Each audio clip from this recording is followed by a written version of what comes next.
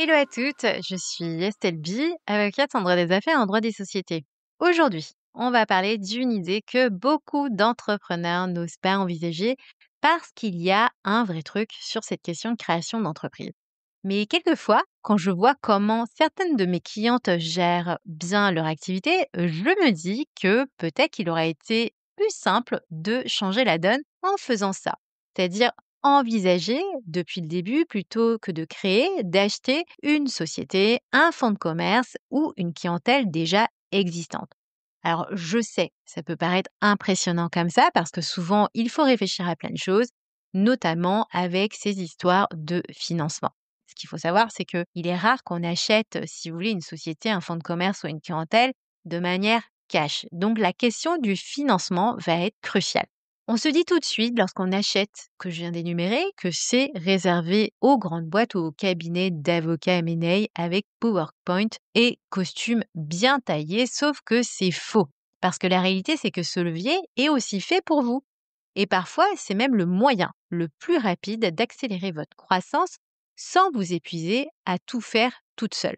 Parce que bon, c'est pas tout ça, hein. Souvent, vous n'êtes pas seulement chef d'entreprise, vous êtes aussi mère ou encore aidante, et donc une des manières de ne pas s'épuiser sur le développement ou encore sur la production, c'est d'acheter, de reprendre une société, un fonds ou encore une clientèle. Alors dans mon cabinet, j'ai accompagné des clients et des clientes qui ont acheté une petite société concurrente dont la fondatrice partait en retraite. Un fonds de commerce dans leur domaine d'expertise ou tout simplement une base client solide sans forcément de structure juridique mais avec de la valeur. Et ce que j'ai vu, c'est que beaucoup d'entre vous y ont déjà pensé mais sans jamais vraiment creuser parce que vous êtes nombreux à vous dire j'aimerais bien récupérer une clientèle, mais j'ai peur de me faire avoir. Je ne sais pas comment ça marche juridiquement, ou encore j'ai peur que ce soit trop gros pour moi. Mais en fait, ce n'est pas une affaire de taille. Il faut se dire que c'est une affaire de stratégie et surtout de bonne structuration juridique. Plus concrètement, vous avez en réalité plusieurs options. Et là, je vais un peu vous les détailler pour que vous puissiez vous rendre compte du champ des possibles. Donc, option 1, déjà, vous pouvez envisager d'acheter une clientèle. C'est fréquent chez les professions libérales du type avocat, expert comptable, consultant, etc., etc. Vous allez reprendre une base de clients, souvent avec une phase de transition qui sera prévue par la personne qui va venir vendre. Sachez que cela peut se faire via un contrat de cession de clientèle qui devra être bien cadré juridiquement parlant. Option 2, vous pouvez envisager d'acheter un fonds de commerce. Donc là, c'est un peu plus large, ça va dépendre de ce que vous souhaitez reprendre auprès de celui qui vend. On décide en gros avec la personne qui va venir vendre son fonds ce que vous allez récupérer, le nom commercial, le fichier client, les contrats, éventuellement un local ou encore le stock. L'intérêt quand même quand vous achetez un fonds de commerce, hein, c'est de ne pas reprendre la dette antérieure qui aura été générée par celui qui vend son fonds de commerce. Dernière option que je voulais vous présenter aussi, acheter une société. Là, contrairement aux deux options dont je viens de vous parler, vous allez racheter tout ce qui se trouve dans la structure, dans la société, en ce compris l'actif et le passif, c'est-à-dire les dettes de la société. C'est plus complexe parce qu'il convient évidemment d'être extrêmement vigilante sur les mauvaises surprises. Exemple, si on vous cache un prud'homme d'un salarié que vous reprenez. Et pour le coup, notre rôle à nous en tant qu'avocat, c'est de venir vous aider justement pour vous protéger en demandant des garanties à la personne qui va venir vendre sa société au vendeur. Donc vous comprendrez qu'acheter une société est intéressant uniquement si la société reste bien gérée.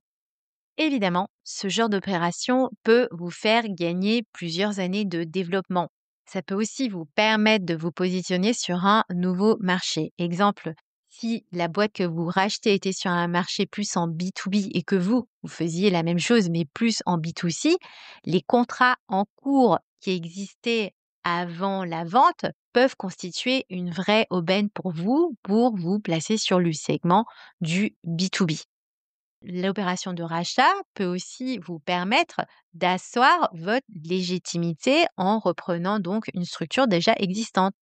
Et puis aussi, ça peut vous permettre de vous offrir une croissance choisie et non subie. Mais surtout, ça peut être un levier de rémunération, de trésorerie ou encore de création de valeur bien plus rapide que vous ne pourriez imaginer. Et là encore, si vous avez une holding, vous pouvez utiliser cette structure pour porter l'acquisition sans impacter votre société d'exploitation actuelle, histoire de ne pas mélanger les deux activités par exemple. Ce qui veut dire moins de risques, plus de flexibilité ou encore plus de protection.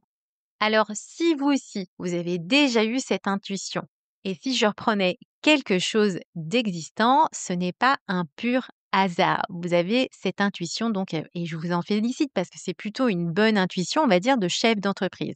Dites-vous que ce n'est pas réservé aux autres, c'est un levier accessible avec une vraie vision de dirigeant d'entreprise.